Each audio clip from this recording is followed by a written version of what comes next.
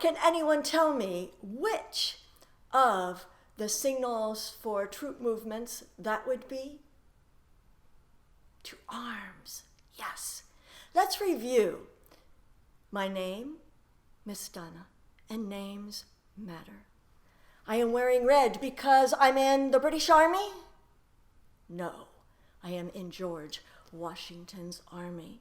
And the musicians wore the opposite colors of the rest of the army. Why? So they could be seen. As we recall, the regular army, when they had uniforms, wore blue with red trim. Officers like George Washington, Henry Knox, even Benedict Arnold wore blue with gold trim. The musicians were so important that they wore the opposite colors. So how was music used in this Revolutionary War? They did not have walkie-talkies. This and the drum were the only source of communication. Well, when you move your feet and we play,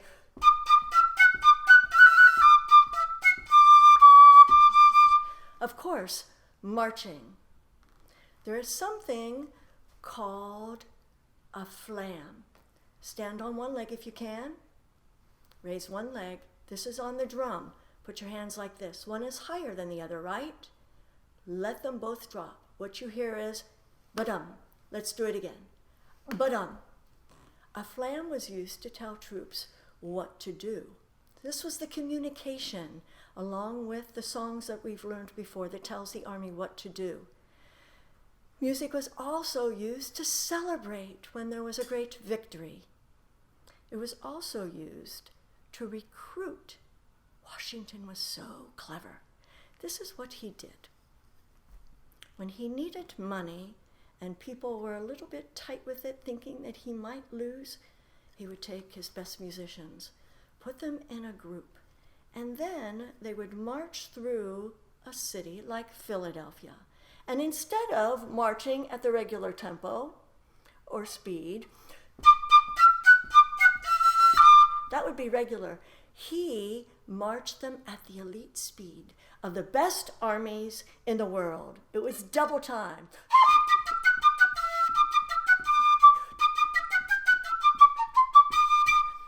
Everybody was so impressed that they wanted to join up into George Washington's army. He used music very, very effectively. Now, who loves spy stories? I, for one, do. Here's a little detective work that you can do. I was behind enemy lines wearing this uniform. There's a good chance I would not be hanged as a spy, but rather I would be put in a camp, but not necessarily hanged. But if I wore this coat and I was caught behind enemy lines as a patriot, behind the enemy lines of the British, there's a very good chance I would be hanged. Can anyone think why? What do you notice? What do you notice? If you noticed that this coat has white down around the buttons, this is the coat of the British. Yes, red with blue, but a little bit of difference. And this is the way. If I wore this coat, I could be in big trouble. Wearing the coat as I have it, I am simply a musician in George Washington's army. The war that gave birth to our country is called the American Revolutionary War. And who are the participants? We had how many colonies? 13. How many stripes are on the flag? 13. And those 13 colonies, courageous people who wanted to live their lives, who wanted freedom to live their lives, went to battle against the most powerful country in the world, with the biggest army and the biggest navy, Great Britain, the English. and against all odds, the colonies won that war. George Washington was the commander-in-chief.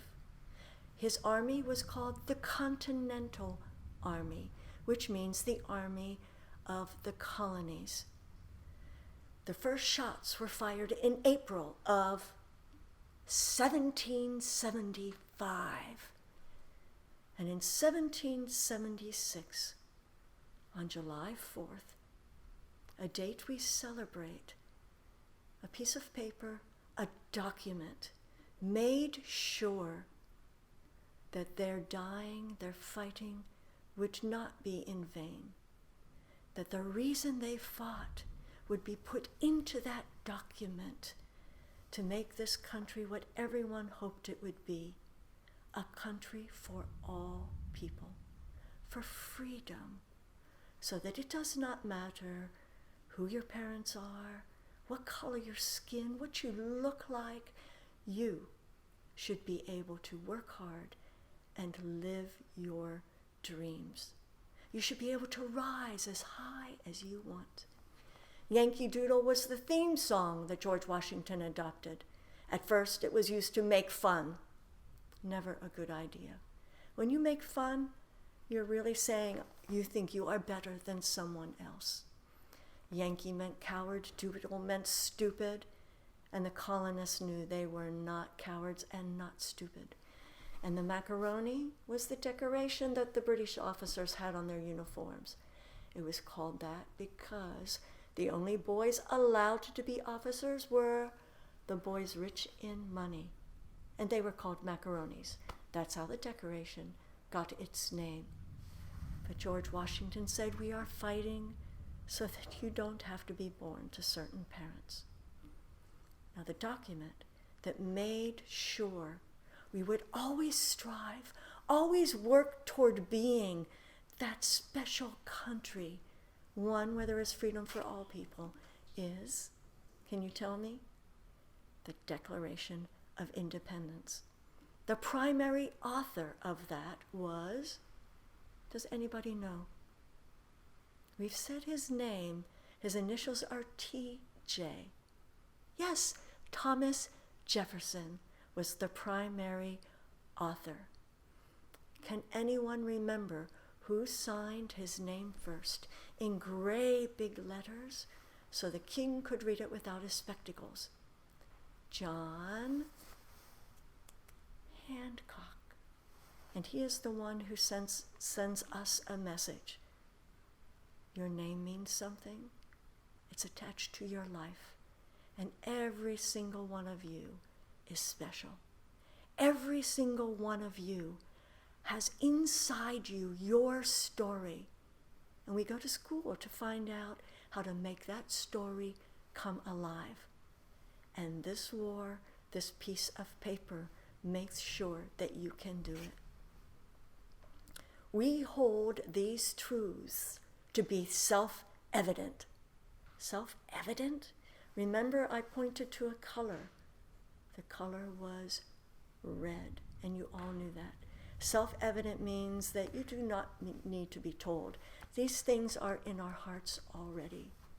That all men are created equal. And they didn't just mean men, boys. They meant all people. All people are equal. That they are endowed by their Creator with certain unalienable rights. Endowed means given by whomever you call God, Spirit. That these rights, what is that this Creator, unalienable, what does that mean? Jefferson loved words. He knew that vocabulary is powerful. That's why we learn it. So you can say precisely what you mean and precisely what you feel. Unalienable means cannot be taken away. That these rights we're about to say cannot be taken from you, or you, or you, or you, or me. And what are these rights? That among these are life, liberty, and the pursuit of happiness. Life, No one can come and just kill you and not have consequence. Your life matters.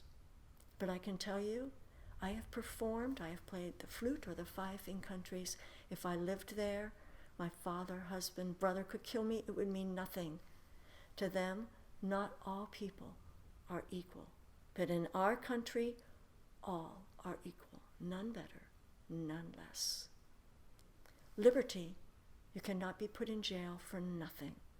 Your teachers cannot decide what grade to give you by how you look. Liberty. But even today in our country, people are put in jail for things that they should not be put in jail for. Liberty means there should be no racism. There should be no bullying. There should be no racial profiling. There should be nothing that says you are less than anybody else. And pursuit of happiness, no one's going to give you it on a silver platter. Your teachers are not going to just give it to you. It is up to you to do this work, to find the story that is inside you and to bring it to life. Hopefully you'll be able to serve and do good in the world. This Declaration of Independence has been held up by presidents, Abraham Lincoln, yes, by great, great scholars, by great, great people. Your job will be to find all the people who have held up the Declaration of Independence, and for you yourself, perhaps, to rewrite it in your own words. What does it mean to you? You can also write, what does freedom mean to you? I hope you have enjoyed our time together. I have enjoyed my time with you, and I wish you all the best. I wish you all your very, very best life stories.